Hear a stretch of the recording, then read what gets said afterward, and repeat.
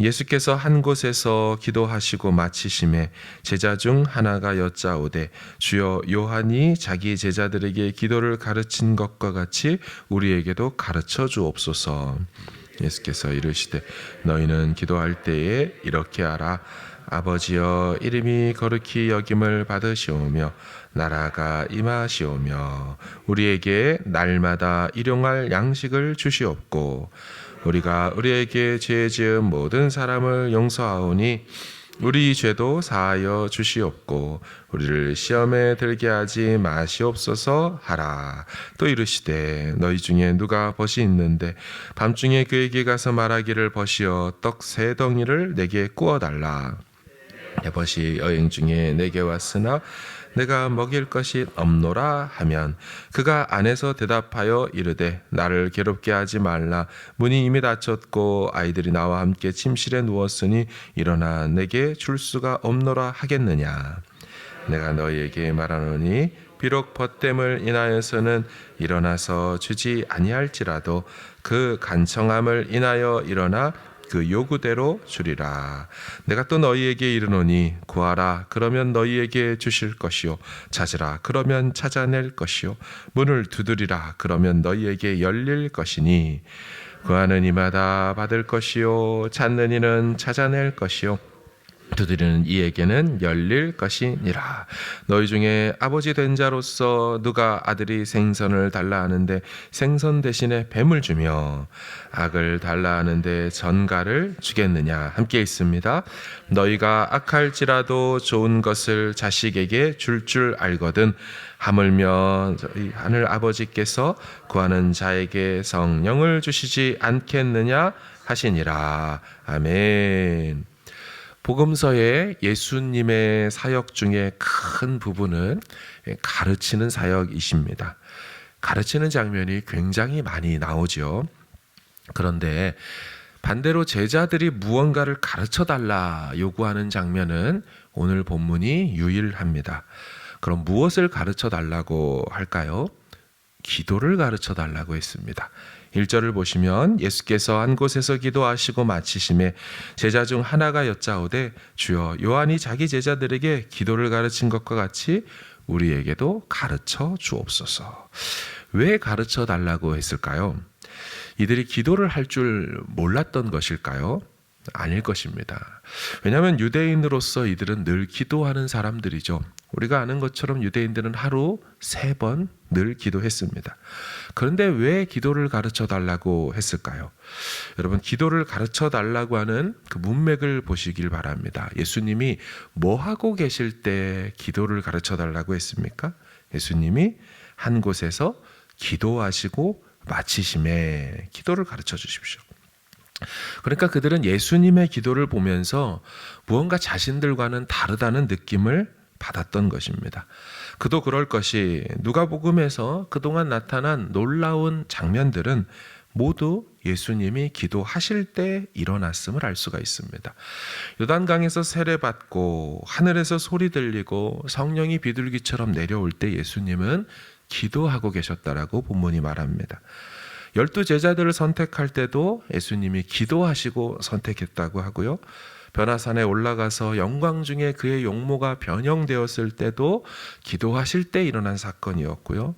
여러 기적들의 전후를 보면 예수님은 기도하고 계셨음을 알 수 있습니다. 아마도 제자들은 시간이 지나면서 이 예수님의 기도에 무언가 자신들과 다른 것이 있다고 느꼈던 것 같습니다. 그래서 기도를 가르쳐 달라고 요청한 것이지요.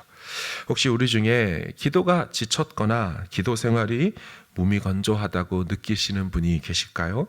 오늘 이 예수님의 기도를 배우시고 다시 영적인 생기를 되찾는 기도의 생활 되시길 주의 이름으로 축원합니다. 자, 그러면 그들의 기도와 예수님의 기도는 무엇이 그렇게 달랐던 것일까요? 당시 유대인들의 기도의 모습은 마태복음 6장에 예수님이 이렇게 기도하면 안 된다라고 가르쳐 주실 때 그들의 기도의 특징이 나옵니다. 크게 3가지인데 첫 번째는 사람들에게 보이려고 회당이나 큰 대로에 나가서 그들이 기도했음을 알 수가 있습니다. 두 번째는 중언부언하는 기도를 했던 것으로 보이죠.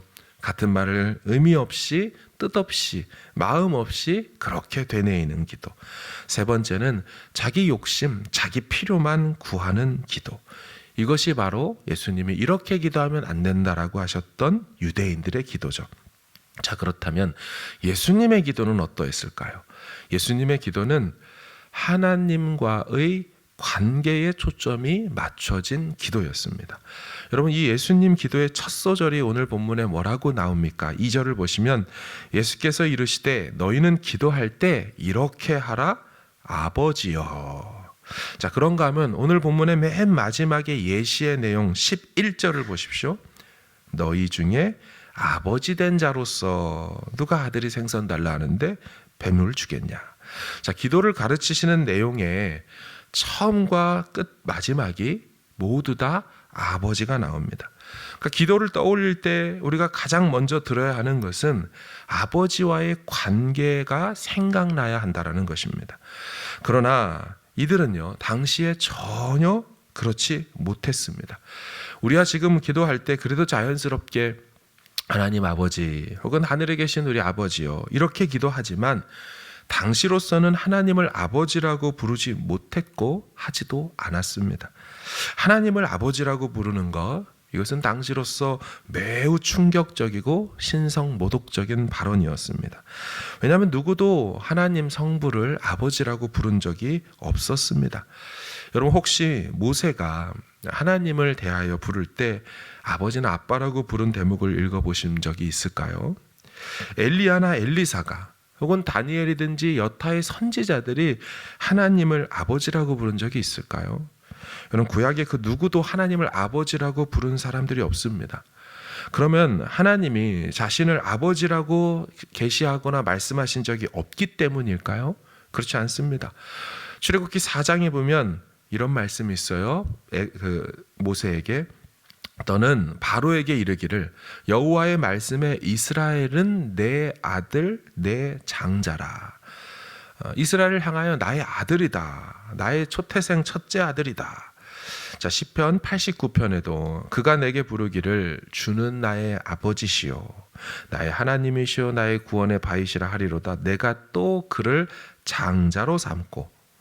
자, 이렇게 모세에게도 말씀해 주셨고 시편 기자가 말을 했어도 구약을 다 알고 있는 이스라엘 백성들 누구도 하나님을 아버지라 부르지 않았습니다. 그런데 예수께서 나타나셔서는 하나님을 아버지라 부르기 시작했지요. 앞장인 10장 21절에 보면 그때 예수께서 성령으로 기뻐하시며 이르시되 천지의 주제이신 아버지여, 이렇게 된 것이 아버지의 뜻이니이다. 하나님을 아버지라고, 또 기도를 아버지로서 대하면서 아들로서 기도합니다. 여러분, 물론 그래서 바리새인들과 종교 지도자들이 굉장히 화가 났지요.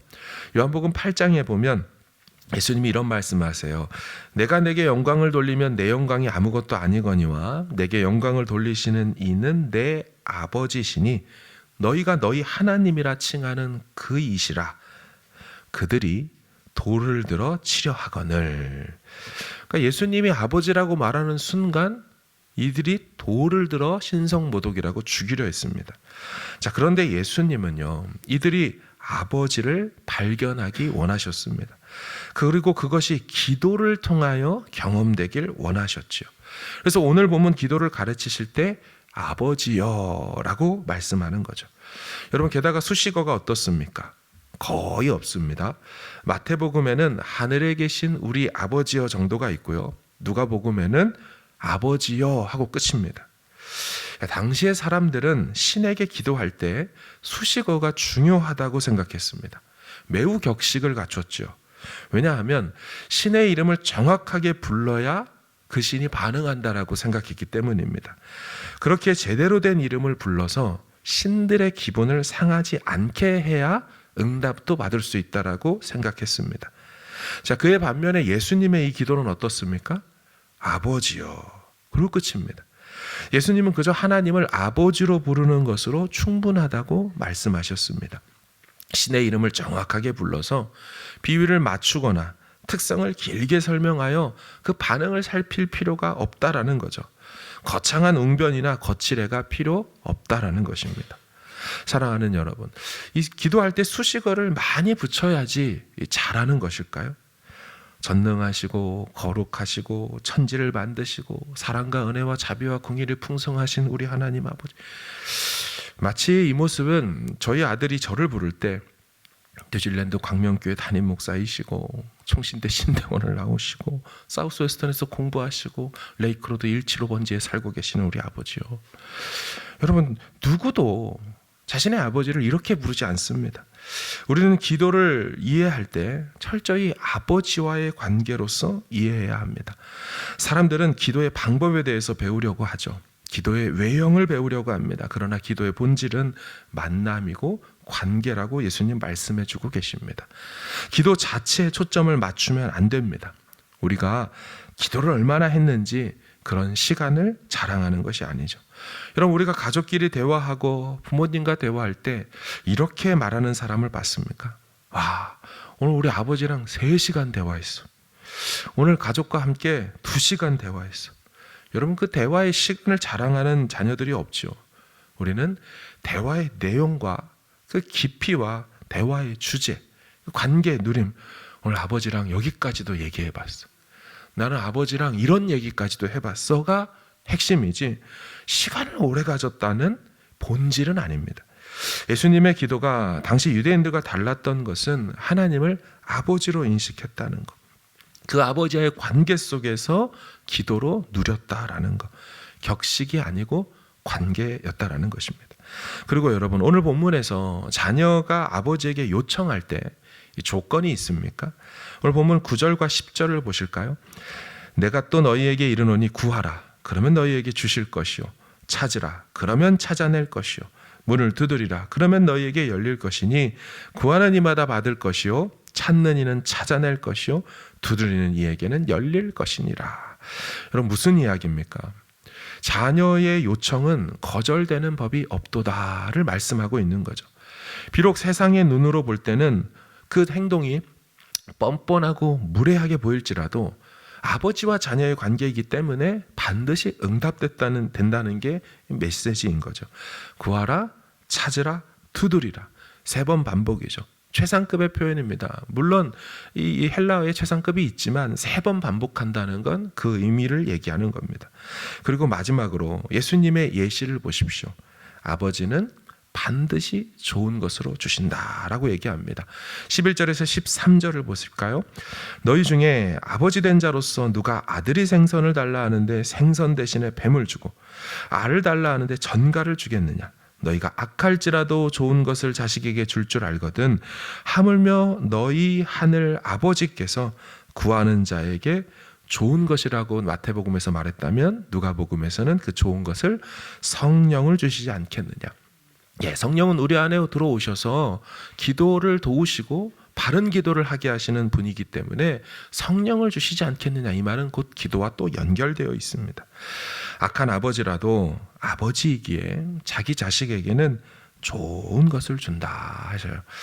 인간의 부성애도 그러하거늘 하늘 부성애를 갖고 계신 아버지가 어찌 더 그렇지 아니하랴라는 것이죠. 로마서 8장에 이런 말씀이 있습니다.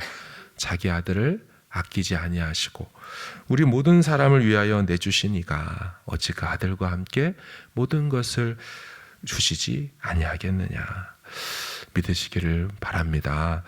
하나님을 아버지라고 부를 수 있는 거 대단한 특권이고 우리에게 주시는 권세입니다. 하나님을 아버지라고 부르는 것이 구약에 총 21번 나와 있습니다. 하나님을 아버지라 부르는 장면이 21번. 근데 신약으로 넘어오면 255번으로 10배 이상 증가합니다. 신구약의 분량을 고려해 본다면 신약이 구약의 5분의 1 정도로 작기 때문에 10배가 아니라 50배 이상 분량적으로 신약에 많이 나옵니다. 하나님은 우리에게 아버지로 계시되었습니다. 기도 생활을 통하여서 우리 하나님 아버지와의 관계를 더 깊고 풍성히 누리실 수 있는 저와 여러분 되기를 주의 이름으로 축원합니다. 아멘.